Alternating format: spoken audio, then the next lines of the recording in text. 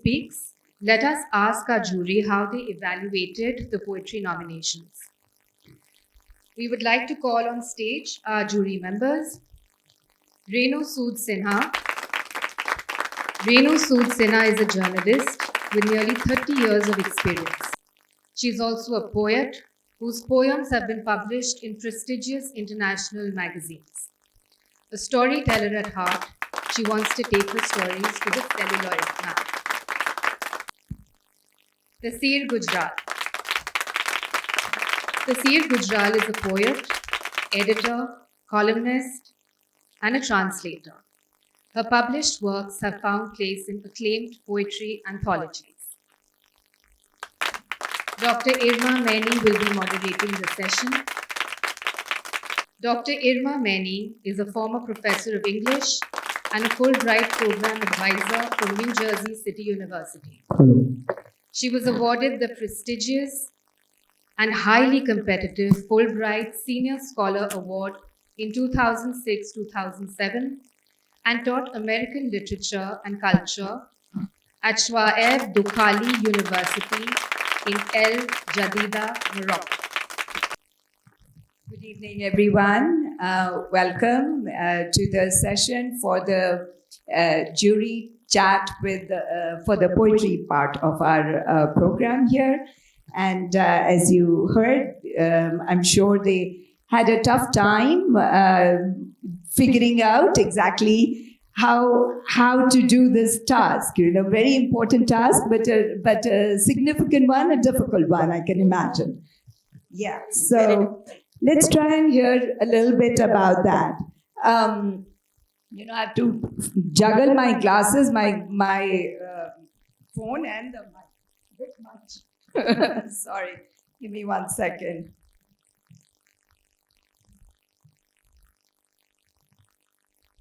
So we'll start with, since we have just 15 minutes, we should get going, I suppose.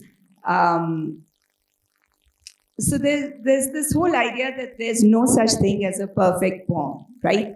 There's nothing that is good or bad, that a poetry piece of literature for that matter. It's a loaded sort of question. Is it good? Is it bad? And Oscar Wilde, in his inimitable, witty manner, once said, all bad poetry springs from genuine feelings. So whether a poem is good or bad is something that we are not necessarily going to be talking about.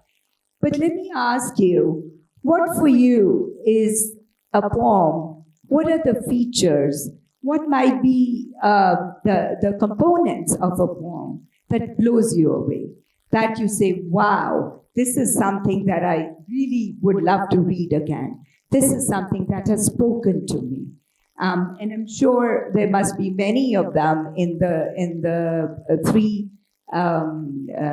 poets whose work you have selected. So if you could talk a little bit about that and give specific examples, that would be lovely. See, for me, when you talk of a poem or a poetry, it has to be from a very, how it appeals to me. The first instance is how you connect with it, emotionally how you connect with it. That is always my first. After that, there's so many things that are woven in, how the language has been used, what has been the metaphors, how they speak to you, how you relate to them. So from a layman's point of view, these are the first things. I mean, the rest things, they only come later. The rest of the layers you feel later. But emotions and how they have been presented and how they speak to you. This is the first. Yeah, first.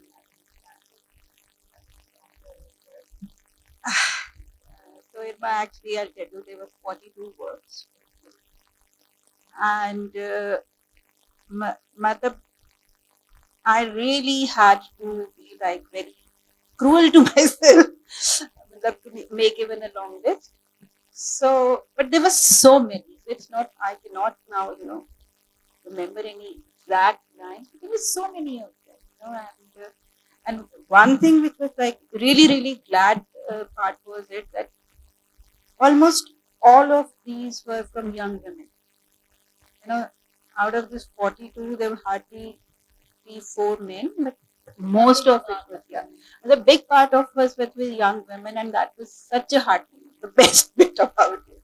So maybe that is why I felt so bad when I had to like cull out the. So yeah, that's the happy problem. So we had 42 submissions, as you know. So it was a very good task, to go. No. I guess it's working. Yeah. This mic really phases me. I'd rather speak without the mic, but then, I'm not audible.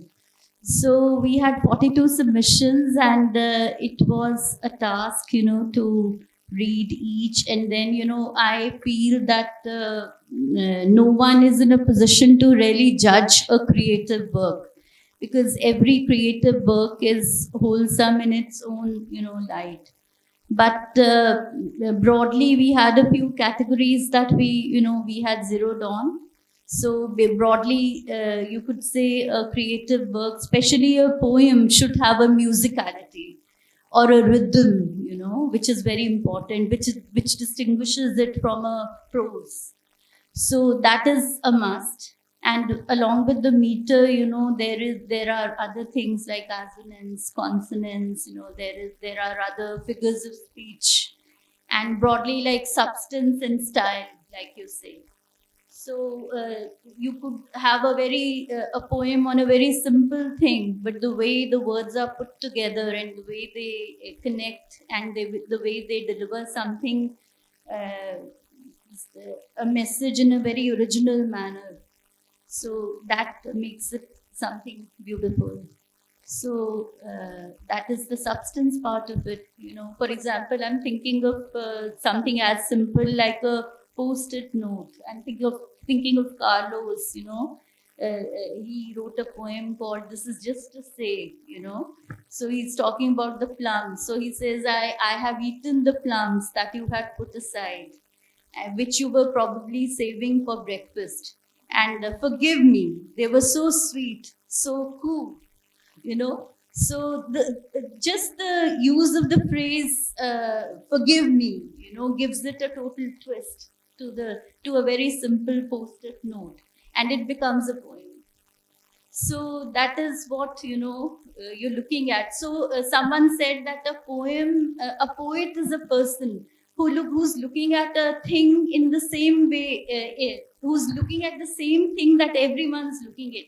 But the way in which the poet looks at it is totally different. And he sees something totally different from the rest of the world. So it's looking like, for example, you're looking at the sky and you're able to connect the dots. And you're looking at the Great Bear in a whole, sky full of stars. So that is what a poet is. And then the style part, of course, the way the words are strung together, the way they come together, and the whole organic unity in a poem, the unity between substance and style. So there were some poems that really, were very beautiful. So some works, the 3 works that have been shortlisted, they were excellent. So in addition, I liked Gopal Lahiri's poetry. I liked the Sekhar Banerjee's poetry, Simply Geranium. So just thinking of, and Rochelle and Smita, they write beautiful poetry. So congratulations to them. And Sudeep, of course, is a very accomplished poet, so I'd rather not say anything. So, I really enjoyed the whole process, of evaluating rather than judging the poems. Yeah, that's it. Yeah. That's it, Judging something is like too big a word. And I could read from some of the videos I have in front of me, but after some time, as we carry on.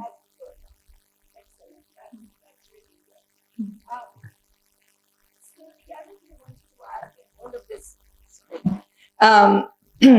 All of this. Oops.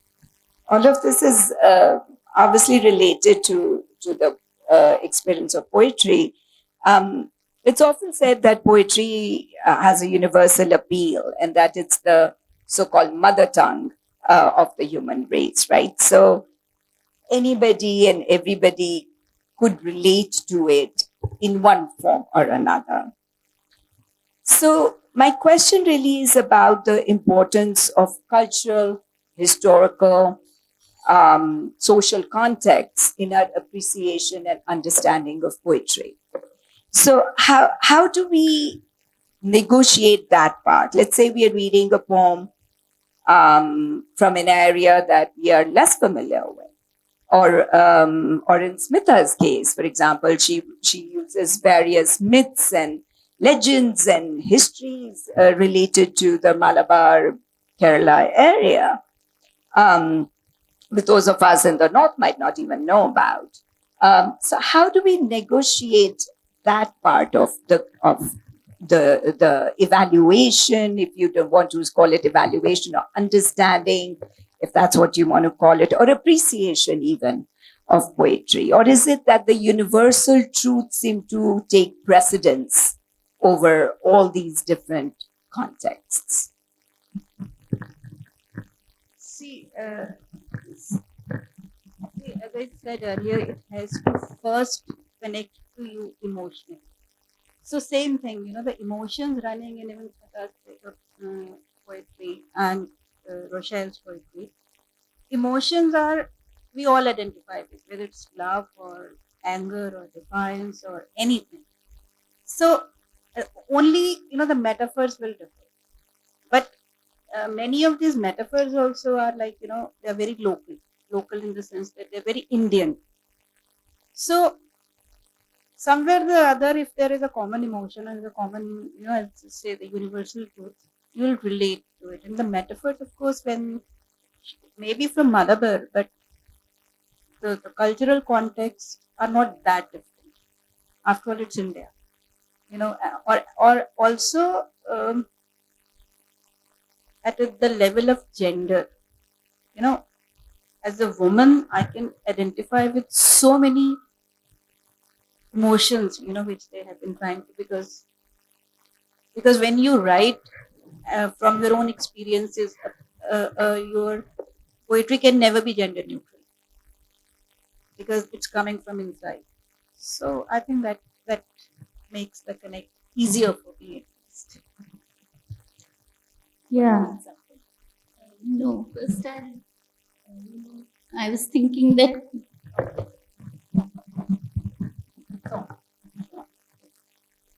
so thinking of the context, I think it's the soil that nourishes the poetry.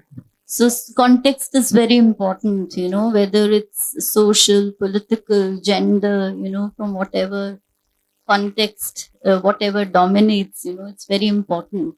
So that is the soil. Think of, a Pash without the revolutionary context, or think of Amrita Pritam writing the Ajakha Varishanu, that lament, the partition is the foreground. So, Smita writing from the context of Malabar, that's her geographical identity, and that is from where the whole voice operates, whether she's talking about the mango trees, or the coast, or the fish, or Rochelle's poetry also operates from, several contexts, whether it's a context of being a woman, or context is something very, very, important in poetry. So then it's all about the connection. You gradually, the reader overshoots the context, and then how the reader connects to the poetry. So the whole voice embraces, it becomes, it expands to make it a universal, voice. So that is how it happens in a good piece of poem. Yeah. So I was thinking of a Rochelle's poem called Paav Wali, So dissonance between how a person sees themselves, a woman sees herself, and how she's perceived. So she's perceived as a Paav Wali.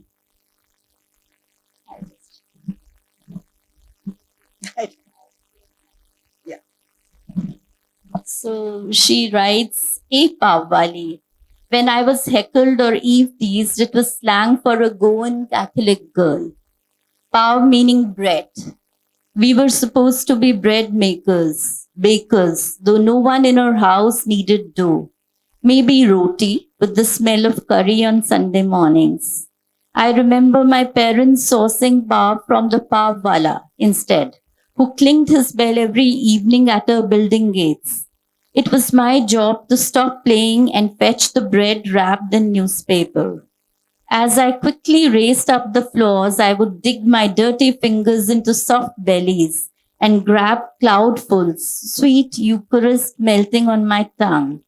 I fluffed the crusts in a way that it looked full, delivering their emptiness to my mother's dining table." This is a haibun. So she ends it like this: "Best selling award. No one congratulates my best friend. Child raped. Trolls discuss his fate." So you can connect how the difference in perceptions and how a person's identity, the dichotomy there. So I was thinking of this Pavwali. Would you like to read something? Okay. Yeah, I think we are running out of time, so we need to wrap it up right here. And thank you so much for all your work. Sorry, did you want to say something?